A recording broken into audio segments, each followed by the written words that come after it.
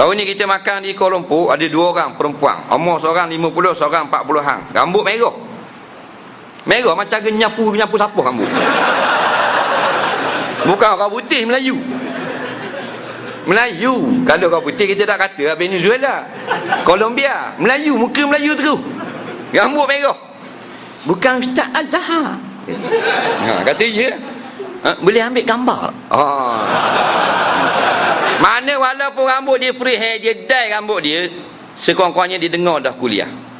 Walaupun dia tak dengar tentang tudung, mana tahu dia dengar tentang akidah. Nampak? Lepas tu kita kena bijak lah ni. Nampak? Kena bijak. Walaupun kita betul lah, mu nak ngaji, mu mari sini, mu tak mari sini, mu sendiri jadi jahil. Betul kaedah tu. Pergi tak cari timba. Tapi bila dia tak mari, dia adalah lapis anak cucu kita. Bila dia rosak, anak cucu kita rosak tak? Rosak. Maka kita keluar berjumpa dengan mereka. Faham? Itu perjuangan sekarang.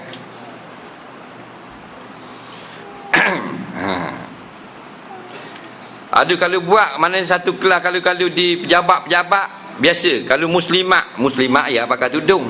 Tak pakai tudung pun mari dengar. Tak pakai tudung, awak kau ni tak tahu benda dia. Nak duduk depan kali dengan rambut jelek. Tanya pula ustaz, tanya satu.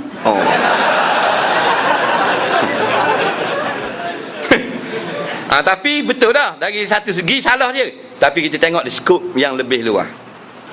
Kita nak gemarkan dia dengan ilmu. Kita boleh paksa orang, tak boleh paksa. Dengan ilmu ni lah dia boleh berfikir sendiri. Mudah-mudahan.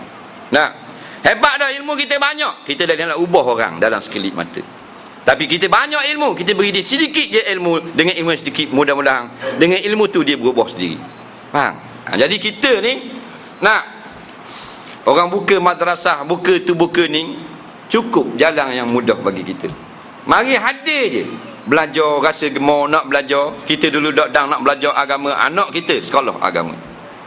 Anak saya 5-6 beradik semua sekolah agama. Mana ada lapar, perut besar belaka perut. Tak ada masalah. Kenyang, kaya, miskin, susah bukan masalah agama ataupun lawan agama. Ini masalah siap azali lagi. Faham?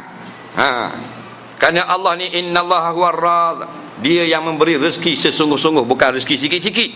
Dia yang banyak memberi rezeki. Bukan kita saja ni beruk dalam hutang, Allah Taala beri jamin. Kita jalan terus kerja-kerja agama. Siang kita bekerja mencari dunia, malam kita bersama ulama untuk mencari pengisian agama. Cukup lah.